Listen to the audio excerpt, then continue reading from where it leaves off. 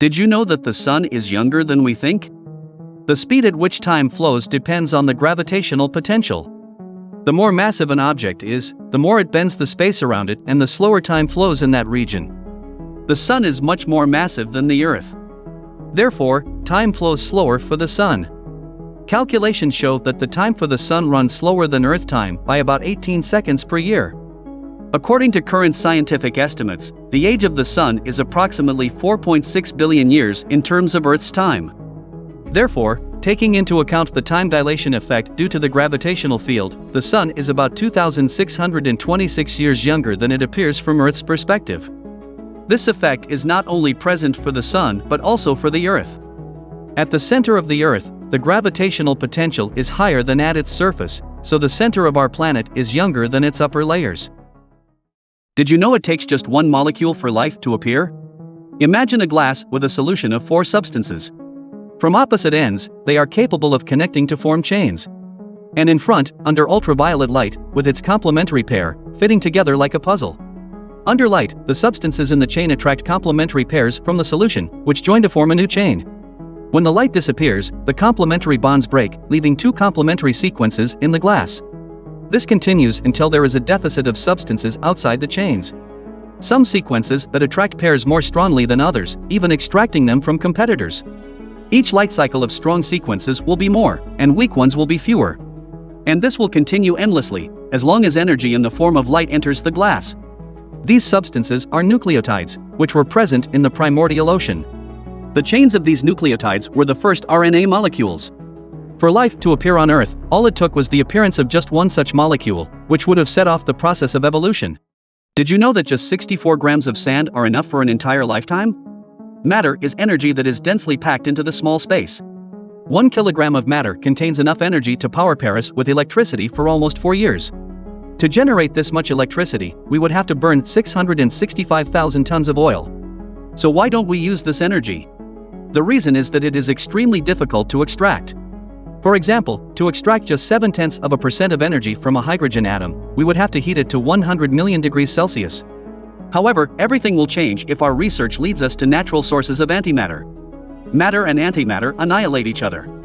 In other words, when they come into contact, they convert into pure energy without harmful waste and with 100% efficiency.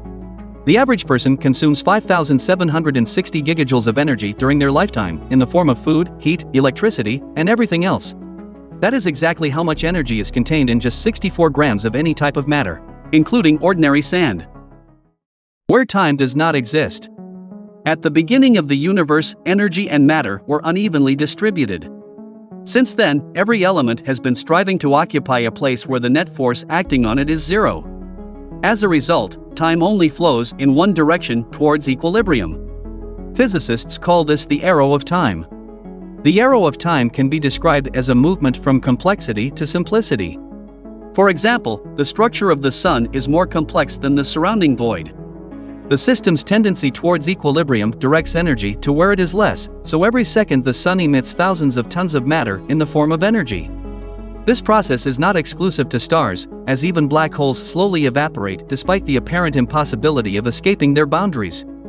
Eventually, all matter in the universe will take the form of energy, which will be evenly distributed throughout space. When this happens, all changes in the universe will stop. And at that moment, time will cease to exist. Did you know that aging is programmed suicide? Many consider aging as wear and tear on the body, but this is fundamentally flawed. Our bodies have the ability to self-renew and could hypothetically live forever. So, why do we age and die? The answer lies in evolution. It's important to understand that evolution occurs at the population level, not the individual level. The step forward in the evolutionary race is the turnover of generations. If a group of living organisms has slower generational turnover than their competitors, they'll be slower to adapt and ultimately lose in the struggle for survival. Therefore, species have developed mechanisms that stimulate generational turnover, one of which is programmed suicide. By leaving offspring, the organism triggers the self-elimination process, freeing up space and resources for the next generation. Populations that haven't developed such mechanisms lost the competitive struggle and became extinct. Aging is programmed suicide, the purpose of which is to ensure the survival of the population.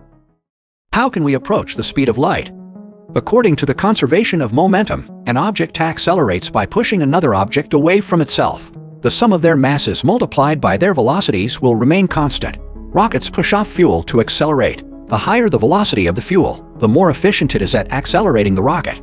The maximum possible speed is the speed of light in a vacuum. Matter cannot travel at such a speed, but it can be converted into energy.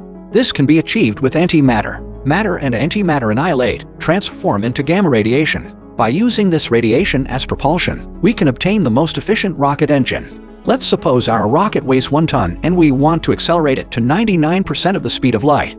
With an engine efficiency of 95% and an acceleration of 3g, we would need 3 years and 12,000 tons of matter and antimatter as fuel.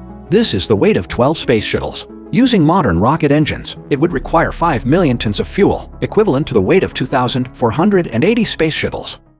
Have you ever wondered how to escape the gravitational trap? Every step humanity takes beyond Earth involves the need to overcome the forces of gravity, which requires a colossal amount of energy. So, how can we solve this problem? In 1920, Edwin Hubble discovered the expansion of the universe. Thanks to the telescope named after him, it was later found that the expansion is accelerating. The force behind this acceleration was given the name dark energy. Dark energy is opposite in effect to gravity. While gravity attracts matter with a constant acceleration, dark energy repels it. According to astronomical observations, there is twice as much dark energy in the universe as there is gravity. We do not know what its source is, but if we can discover and learn to use it, it could free us from the shackles of gravity. By concentrating the source of dark energy in one place, we can compensate for the force of gravity and achieve weightlessness wherever we desire. Then all that will remain for spaceflight is to push off in the desired direction.